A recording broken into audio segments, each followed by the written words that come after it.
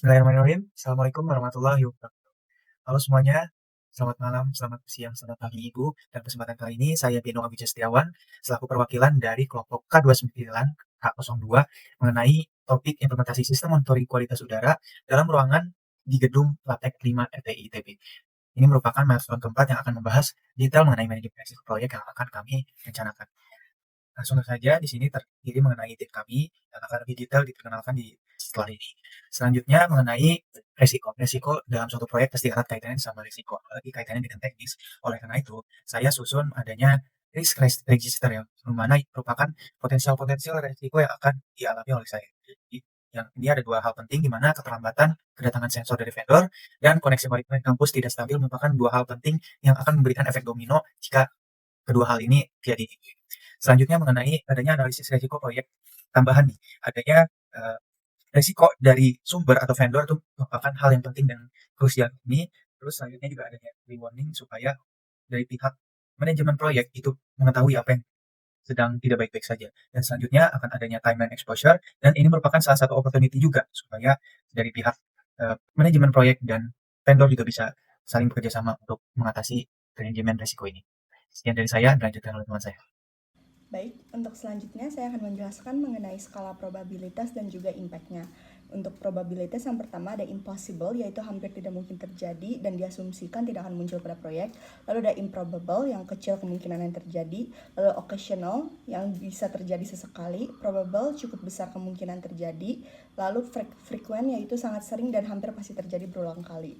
Lalu untuk impact ada negotiable, yaitu dampak yang sangat kecil. Lalu ada marginal, ada gangguan kecil pada biaya atau waktu ataupun kinerja. Lalu yang ketiga ada moderate, yaitu mengganggu pencapaian target. Dan yang keempat ada critical, mengancam tujuan utama proyek sehingga menyebabkan keterlambatan besar atau penurunan kinerja yang signifikan. Dan terakhir adalah catastrophic, yaitu menyebabkan kegagalan besar atau total.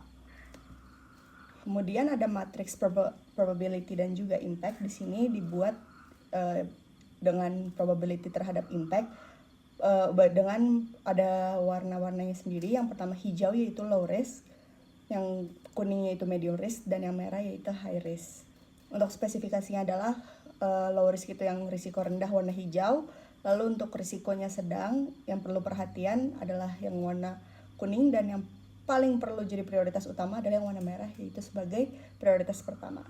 Selanjutnya, berdasarkan matriks probabilitas dan impact, disimpulkan bahwa nilai terendah adalah 1 dan nilai tertinggi adalah 25. Berdasarkan 10 resiko yang telah dianalisis, didapatkan 4 resiko prioritas yang diantaranya adalah keterlambatan kedatangan sensor, koneksi Wi-Fi yang kurang stabil, dashboard monitoring yang error, dan juga sensor PM2.5 yang tidak sesuai standar. Keempat risiko prioritas tersebut masih masuk dalam kategori medium risk dengan skor tertinggi itu 12 untuk keterlambatan kedatangan sensor serta koneksi Wi-Fi yang kurang stabil, dan skor 9 untuk dashboard monitoring yang error serta akurasi sensor PM2,5 yang tidak sesuai standar. Pada bagian respon planning, kami menetapkan respon untuk 4 risiko utama, yaitu untuk keterlambatan sensor, kami melakukan mitigasi melalui SLA vendor dan menyiapkan supplier cadangan.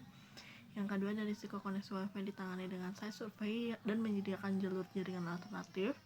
Yang ketiga ada dashboard error, kami respon dengan uji coba awal, error log, dan jalur eskalasi ke vendor. Dan yang terakhir ada akurasi sensor ditingkatkan melalui pre-calibration dan pengecekan dengan alat referensi. Semua respons ini bersifat preventif agar sistem IIQ tetap dapat berjalan dengan stabil. Untuk procurement management, keputusan make or buy kami adalah membeli sensor dari vendor dan menggunakan kombinasi buy plus customize untuk dashboard, tipe kontrak fixed price untuk pembelian sensor, serta time dan material untuk instalasi dan penyesuaian software. Proses pengadaan dikendalikan melalui mekanisme approval, monitoring SLA vendor, dan quality check sebelum serah terima. Sekian saja presentasi dari kelompok kami. Mohon maaf bila ada kesalahan. Wassalamualaikum warahmatullahi wabarakatuh.